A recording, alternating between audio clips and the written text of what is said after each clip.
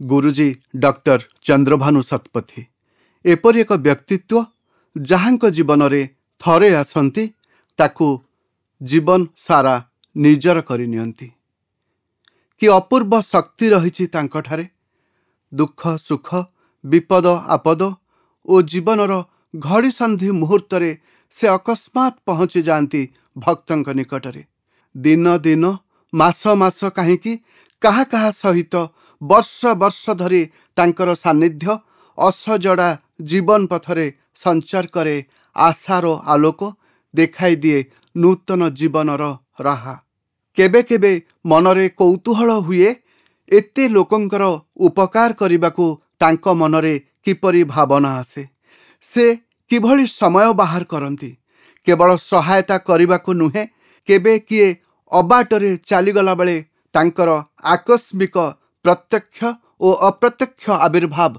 वास्तव में विस्मयकर विगत 3 दशंधिरू ऊर्ध्व समय धरी पीढ़ी परे पीढ़ी परिवार और समाज गठन रे तांकर मार्गदर्शन आंतरिक अभिनव प्रयास और हृदय भरा निष्ठार पटांतर नाही।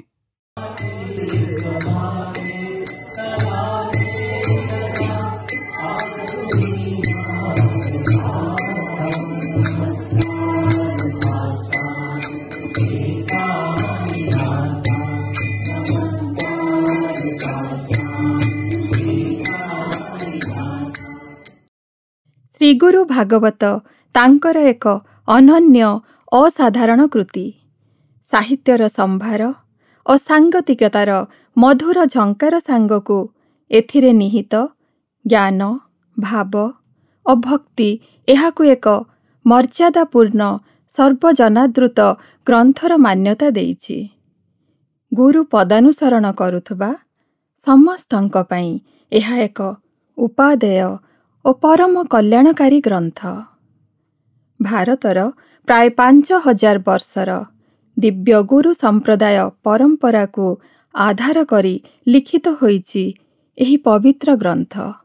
सुतरां भाषा काल धर्म जाति गुरु शाखा अबा कौनसी गुरु संप्रदाय मध्यरे एहा सीमित नुहे। प्रत्येक पंथा बा धर्मर गुरु भक्त मानंक पई एहा एक उपयोगी ग्रंथ।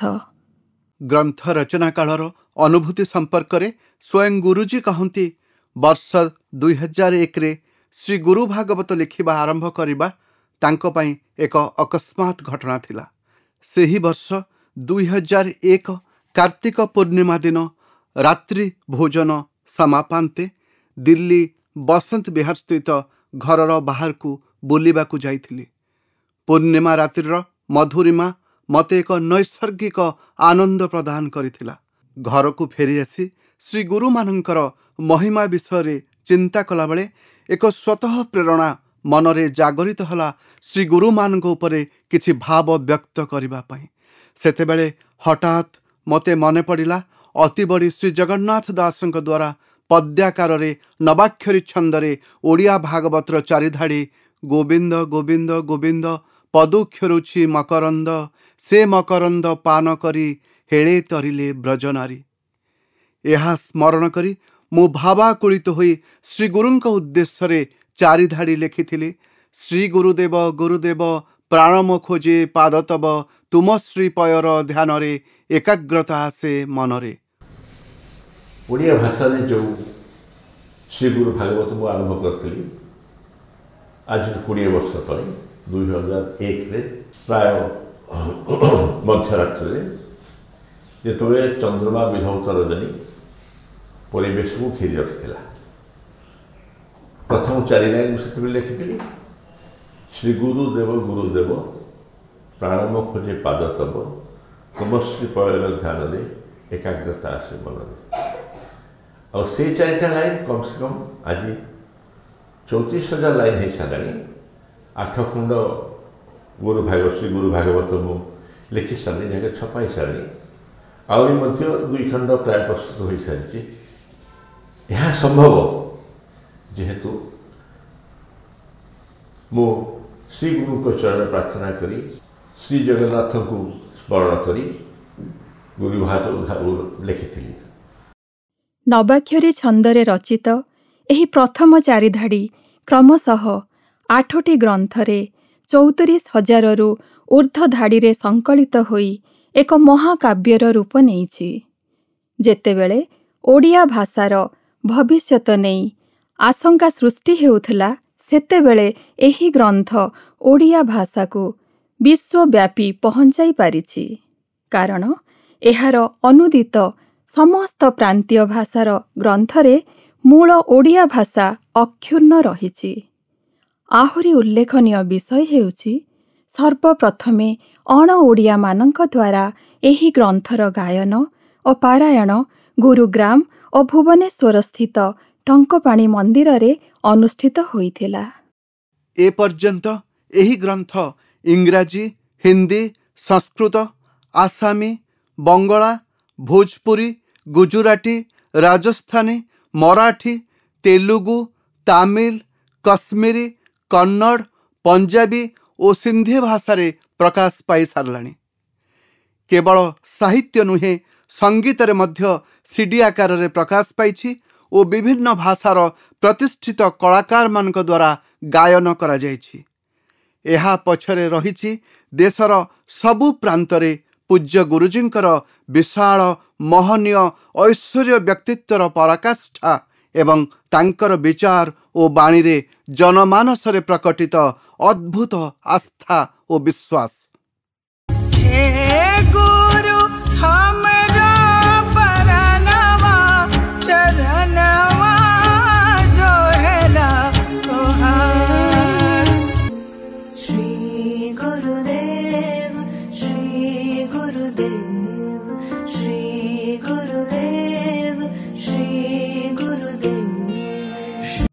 ଗୋଟିଏ ଗ୍ରନ୍ଥ ପ୍ରତି ଜନମାନସରେ ଏପରି ଗ୍ରହଣୀୟତା ବିରଳ। ଏହାର ଆଦର ଏପରି ଯେ ଓଡ଼ିଆ ଜନଜୀବନର ଏହା ଏକ ଅଙ୍ଗ ପାଲଟି ଗଲାଣି। ରଜ ହେଉ କି ମକର ସଂକ୍ରାନ୍ତି, ରଜପାନ ଓ ଗୁଡ଼ି ଉଡ଼ା, ରଥ ଓ ପାଲିଙ୍କି ପରିକ୍ରମା, ସବୁ ଯାନିଯାତ୍ରାରେ ଏହା ସାମିଲ ହୋଇଯାଇଛି। ଦାସକାଠିଆ, ପାଲା, ଚକୁଳିଆ ପଣ୍ଡା ଆଦି ସମସ୍ତ ଲୋକ ପରମ୍ପରାର ଏହା ପାଲଟି ଯାଇଛି ଏକ ଲୋକପ୍ରିୟ ମାଧ୍ୟମ।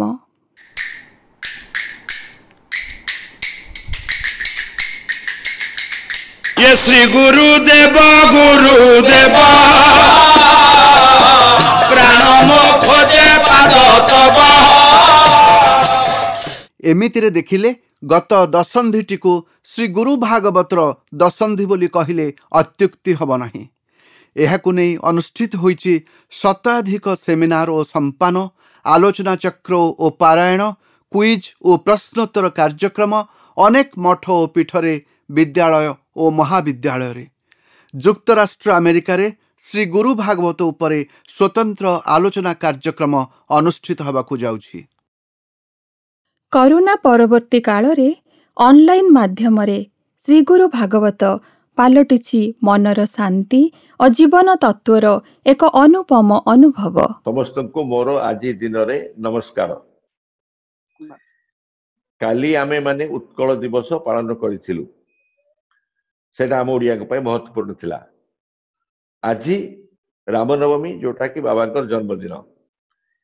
ସେଇ ରାମନବମୀର ପରିପ୍ରେକ୍ଷୀରେ ମୁଁ ସମସ୍ତଙ୍କୁ शुभकामना ଦଉଛି। କାରଣ ନମସ୍କାର, ଜୟ ଶ୍ରୀ ଜଗନ୍ନାଥ, ଜୟ ଶ୍ରୀ ସାଇନାଥ। କରୋନା ପ୍ରଥମ ଲହରୀ ଗଲା। ୟୁଟ୍ୟୁବରେ ଶ୍ରୀଗୁରୁ ଭାଗବତକୁ ନେଇ ବିଭିନ୍ନ ଭାଷାରେ ଦେଶ ଓ ବିଦେଶରେ 40ରୁ ଅଧିକ ଚ୍ୟାନେଲ ପ୍ରତିଷ୍ଠା ହୋଇସାରିଲାଣି। ଟେଲିଭିଜନ, ରେଡିଓ, ସୋସିଆଲ ମିଡିଆରେ ଶ୍ରୀଗୁରୁ ଭାଗବତର ବହୁଳ ଆଦୃତି ଓ ଆବୃତ୍ତି ଦେଖିବାକୁ ମିଳୁଛି। ନିଜ ଭିତରେ ଭାବ ସଞ୍ଚାର ଉଦ୍ଦେଶ୍ୟରେ ଭକ୍ତମାନଙ୍କ ଦ୍ୱାରା ପ୍ରସ୍ତୁତ ହୋଇଛି ଶ୍ରୀଗୁରୁ ଭାଗବତ ପ୍ରାର୍ଥନା ଭିଡ଼ିଓ।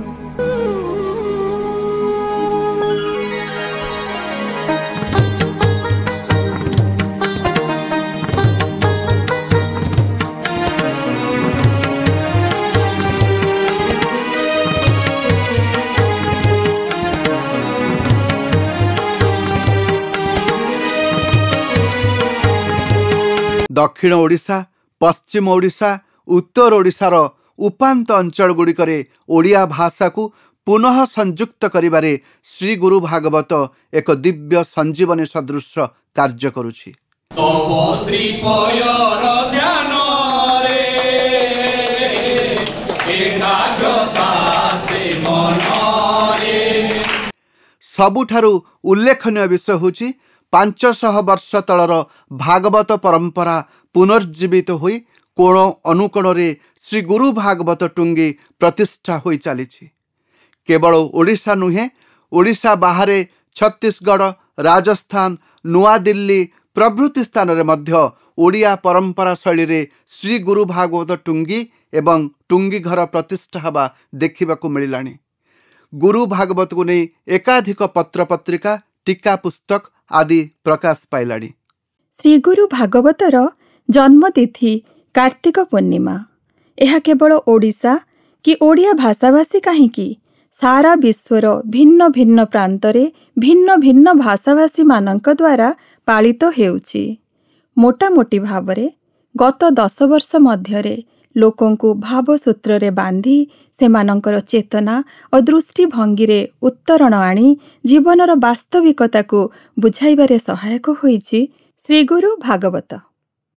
ए पर्यंत 8टी खंडरे प्रकाशित श्री गुरु भागवतर प्रथम खंडटी विभिन्न प्रकार गुरु एवं गुरु शिष्य परंपरा उपरे आधारित होइथिया बेले द्वितीय खंडरे रहिछि सद्गुरुंकर दिव्यता, श्री गुरुंकर अलौकिक शक्ति, श्री गुरु शिष्यंकर संपर्क, कृपा, शक्तिपात, विश्वतत्व और गुरुतत्व एवं मृत्यु विद्या।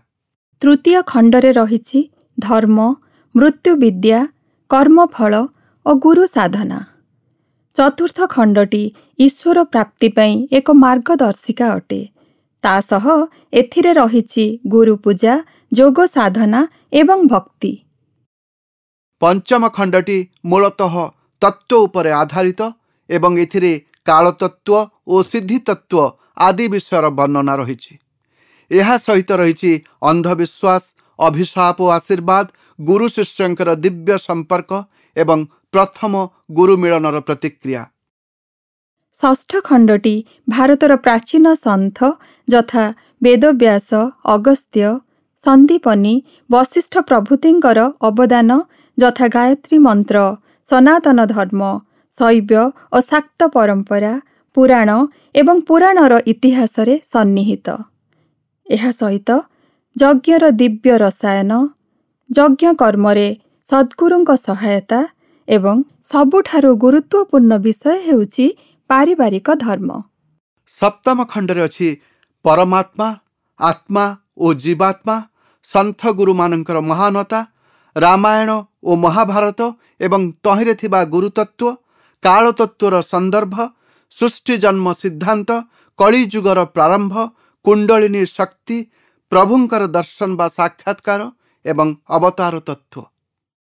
अष्टम खंडरे रहिछि संथ वचन, आत्मशक्ति, आत्मज्ञान, शैव तत्व, सिद्धि, मोक्ष, उपवास आदि गुरु स्मरणे बा माता पितांक स्तबक, भारतीय संस्कृति और दर्शन, कालर धारारे भारत एवं भविष्यवाणी रूपक आगामी जुगर भारत। संसारर इतिहास रे देखा जाइछि जे प्रत्येक कालजयी कृति पछरे रहिछि संथ पुरुषंकर सृष्टि और ईश्वरंकर विभूति बा कृपा। श्री गुरु भागवत ए उभय दृष्टिरु महिमान्वित। अधर्मर वृद्धि बेले धर्मर संस्थापन भली गुरु महिमा और शक्तिर वास्तविक आवश्यकता सत्वे जेतेबेले एहार स्थिति, उपस्थिति और शक्ति नहीं द्वंद्व देखा देइछि सेतेबेले श्री गुरु भागवत काव्य ग्रंथर आविर्भाव होइछि। एहार रचयिता गुरुजी डॉक्टर चंद्रभानु शतपथी जड़े गुणी, ज्ञानी, सिद्धयोगी, परम पुरुष। पुणी बिना प्रयास रे स्वच्छंद धारारे एहा तांकर लेखनीरु प्रवाहित होइथिबारु एहार महिमा अपार। पांचटी विश्वविद्यालयरू डॉक्टरेट उपाधि प्राप्त गुरुजी डॉक्टर शतपथींक उच्चतर गवेषणा, कठिन अध्यवसाय, गभीर साधना और सिद्धिर फल हेउछि ଶ୍ରୀଗୁରୁ ଭାଗବତ ସମାଜ ଗଠନ ମନୋଭାବ ତଥା ପିଢ଼ି ପର ପିଢ଼ି ଭବିଷ୍ୟତ ମାନବର କଲ୍ୟାଣ ପାଇଁ ତାଙ୍କର ଅପାର ପ୍ରେମ, କରୁଣା ଓ କଲ୍ୟାଣକାରୀ ଚିନ୍ତନର ଫଳଶ୍ରୁତି ହେଉଛି ଶ୍ରୀଗୁରୁ ଭାଗବତ।